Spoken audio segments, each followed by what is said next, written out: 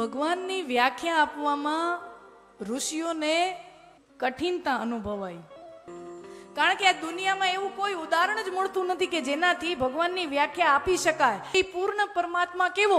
ઋષિ કહે છે પૂર્ણમદઃ પૂર્ણમિદં પૂર્ણાત પૂર્ણમુદચ્યતે પૂર્ણસ્ય પૂર્ણમાદાય પૂર્ણમેવાવશિષ્યતે. છે ને, હવે સમજો, પૂર્ણમાં પૂર્ણનો સરવાળો કરો તો પણ એ પૂર્ણ જ રહે છે, અને પૂર્ણમાંથી પૂર્ણની બાદબાકી કરો તો પણ એ પૂર્ણ જ રહે છે. આવો પરમાત્મા.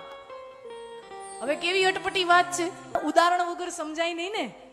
ઉદાહરણ કોનું લેવું?